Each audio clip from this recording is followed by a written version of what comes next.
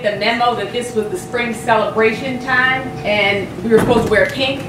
So for the sake of the event, let's just call this red suit intense pink. It's just an intense version of that. Because I certainly would have honored you. Pink is actually my favorite color, and so I certainly would have honored all of you if I had known that we were supposed to do pink. Just real quick, by a show of hands, how many people in here are millionaires? No. Praise God, praise God. You know what?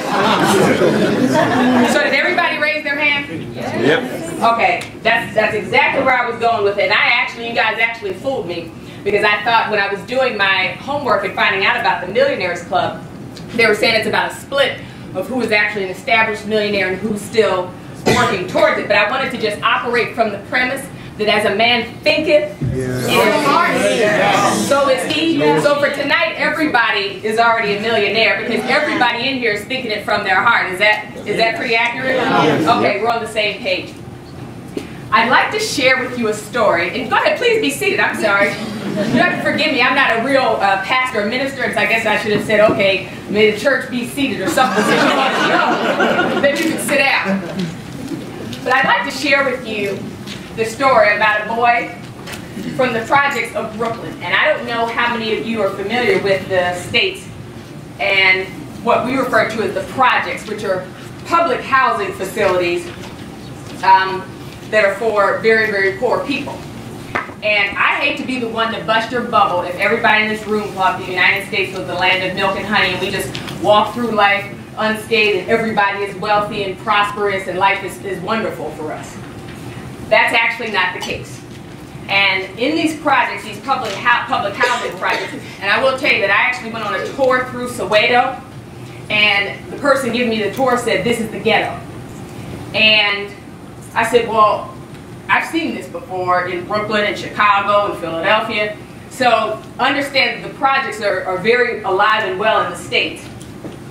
So this young man from the projects joined a gang at 8 years old. And gang violence is huge in the United States. So he's in a gang at 8 years old.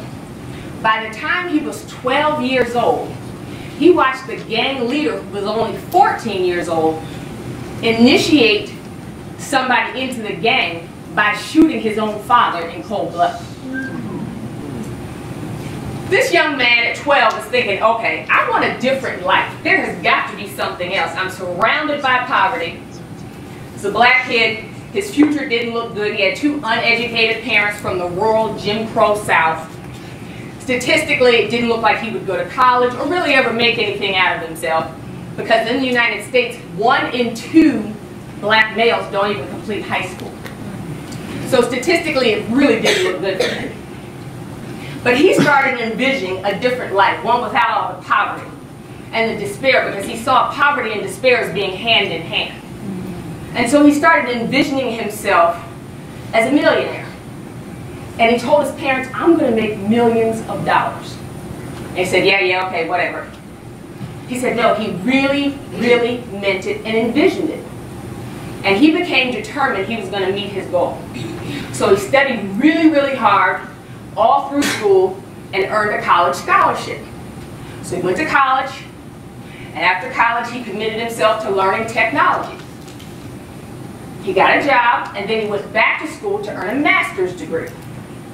And he went to work for a young, struggling computer company.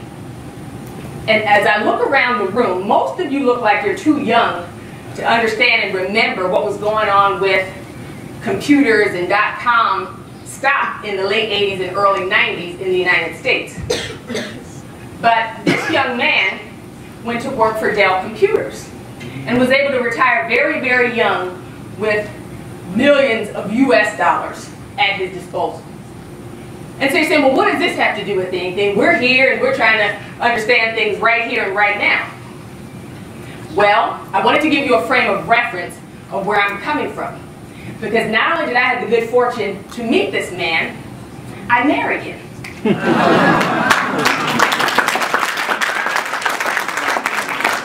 I didn't tell you this to impress you, but to impress upon you that I have watched and studied, because I'm a human behaviorist and I study, actually my background is in criminal justice and sending people to jail for 30, 40 years. But in order to be effective in doing that, you have to understand and know people. And I've observed what successful people do, just as much as I've observed what unsuccessful people do. And there's a trend and a pattern. And in my book, I talk about this. I call it the 5D model, and it's developing the discipline and determination to determine your destiny. And that's what everybody in the room has to ask themselves. Are you ready? Are you ready to let today be the last day that you have any room for complacency or complaining or crying about what your life could have been, what it should have been if you'd been born differently, or what you wish was different, or what you had to let go of, or what got away? And just be brutally honest with yourself. And as you sit here, if you're ready for that, I'd like to introduce you to what I call the designer life. And while I'd love to take credit for that slogan, actually, as I was coming here for a different seminar, my pastor actually came up with that slogan, the designer life, based on pretty much what I do.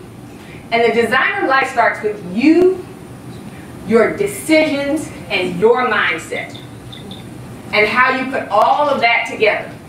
And so the three principles I want to speak to you about tonight are your millions and your mind, your currency and your challenges, and your wealth and your wisdom. Let's start with your millions and your mind. Do you recognize that your mind is the most powerful tool you have for success? Think about how a baby's supposed to be born. You don't get an arm first, or a hand first, or an elbow first. And if in fact it's coming feet first, there's a procedure to turn it around. Why is that? Because the head comes out first. If you can get the head out first, and I'm telling you firsthand, if you get the head out first, everything else is going to follow. That's right. The head is the hardest thing to get out. Once you get that head, once you break through in your mind, everything else will follow. And it is a proven scientific fact. This isn't something that I'm just making up. This is actually in the American Psychology Journal. That when a thought enters your mind, you have exactly 30 seconds before it becomes a feeling. 30 seconds. So what do you do with it in that 30 seconds? Because if it's a negative thought, I can't, I won't, it won't work out, it won't happen. After 30 seconds, now it's a feeling. So if you didn't deal with that thought in 30 seconds, now you're battling a negative thought and a negative feeling. And then what happens? Right. It's a cycle. It keeps going. Right. So now you have more negative thoughts, more negative feelings. Then you get deeper and deeper into the negative. And it's just spiraling. Negative thought, negative feeling. Now I know in the U.S. we think we're so smart and intelligent, and the American Psychology Association came up with this and they proved it scientifically. But 2,000 years ago, the Bible said to take every thought captive. I wonder if that's right. when God knew that 30 seconds was the rule. That's all we could handle before it became a feeling. So it's really, really important for you to understand that 30-second rule and create awareness around it. When that thought comes in, are you letting it fester and get to the feeling point? Because understand that feelings can lead to your failures. Right. Whereas decisions can dictate your destiny. And what do I mean by feelings and failures?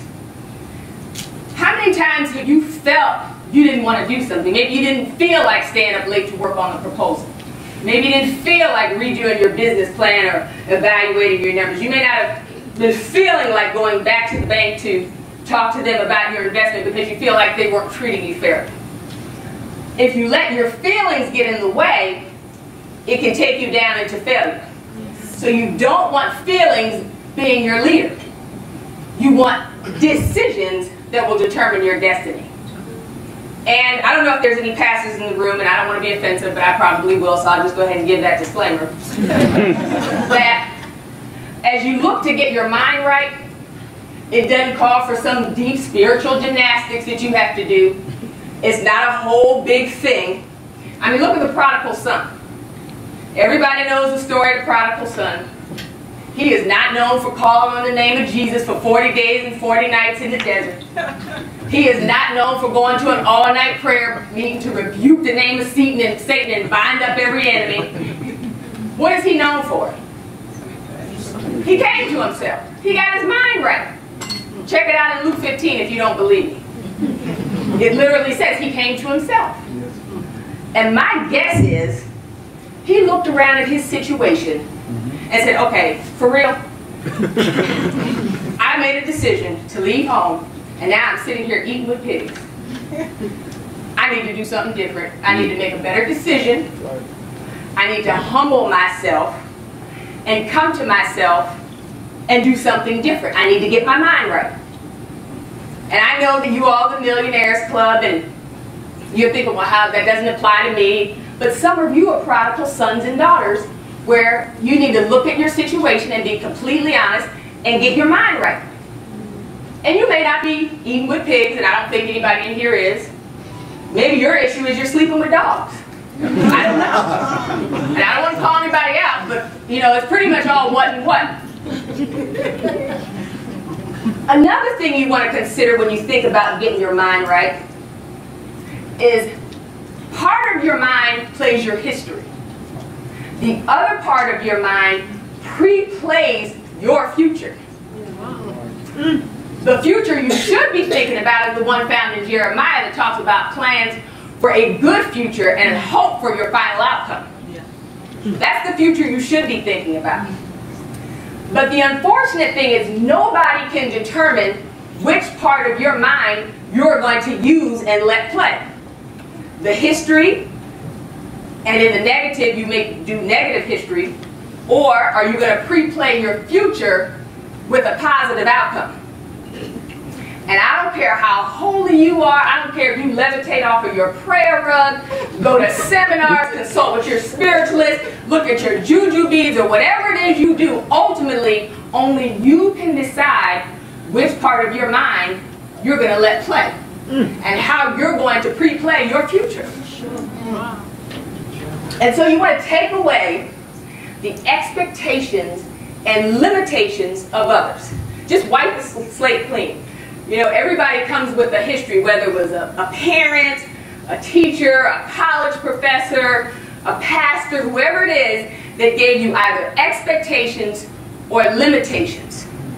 Wipe the slate clean so you can consider and evaluate your own potential based on what you know you're capable of. I actually was reading in the book of Genesis, and admittedly, I had not studied much in the book of Genesis until my pastor started doing some studies on Genesis and actually got me to really focus on Genesis. And in Genesis 1, chapters 11, 20, and 24, what came to me in each of those verses is God speaks to something and commands it to turn it loose. He spoke to the earth and it brought forth grass. He spoke to the sea and it brought forth sea creatures. And then he spoke to the earth and it brought forth living creatures. And so as I'm reading and studying and asking to understand this, what came to me is we're the same. God speaks to our potential. He knows what's inside of us, just like he knew what was inside the earth, just like he knew what was inside the sea.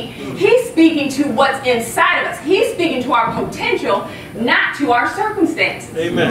Right. But you have to get to a point where you're dealing with your mind and yourself and seeing yourself in your potential. Wow. Because guess what? The enemy sees your potential. The enemy knows your potential. Because there's something inside of each and every one of you that's bigger than the life you're living right now. Wow. That's right. And if you have the enemy understanding, I think this is why people struggle. The enemy knows your potential and sees it and is battling you up here where your potential is. But if you're battling down here in circumstance, how are you going to fight fair? Yep. So you have to get to where you see your potential and start walking in it and battling where your potential is so that you can be victorious. Because understand that living the designer life People who do that and people who are successful, they completely believe with all their heart, in their mind, in their success. I've watched my husband, and even I've seen it in our son, that when they set their mind to something, they believe it just as much as they believe the sun rises in the east and sets in the west. Just as much as they believe the earth is round, they believe that what they set their mind to, what their goals are, they are going to achieve it. And you can't convince them that they're not. And so that's really the mindset you want to get into as you take on the designer life. That it's not happenstance or chance. People who do things successfully truly believe it, they envision it, and they go for it. Look at Paris Hilton and the Kardashians and Nicole Richie, and I'm sure you millionaires don't really watch reality television from the United States. It's funny, in the States, it's almost like professional educated people aren't supposed to admit that they watch these reality shows because it looks bad, like, oh God, you watch that? But everybody's watching it, and everybody's acting like nobody's watching it. And as a sidebar, for those of you who watch the Atlanta Housewives, and I won't call you out, but the lady, and I'll be able to tell by your reaction, the lady Lisa Wu Hartwell actually lives around the corner from me in my community, and she is as sweet as she can be. So that's a little sidebar tidbit that you can say you went to the Millionaires Club and got some gossip from the Atlanta Housewives. And I see some nodding heads that tells me that somebody's watching that show. But when you look at Paris Hilton and the Kardashians and Nicole Richie, what is their talent? Paris Hilton gets paid $25,000 US to appear at a party, just to show up. But what does she do when she gets there?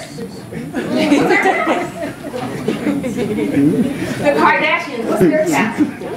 I mean, we could say the Kim's talent is sleeping with professional football players, but, you know, I don't know if that's a talent that's visible to the naked eye. So what's their real talent? And yet we watch them. We will sit in front of a television and watch people with no talent, no skill, nothing. They have just marketed themselves because they had the confidence to envision it and go for whatever it is they were accomplishing. They have perfume, clothing lines, shoes, handbags, stores, you name it, they have it. Right. And the common theme with all of them is they stepped out having confidence in who their father is. They all have famous, wealthy, influential fathers. Now, if they can create empires,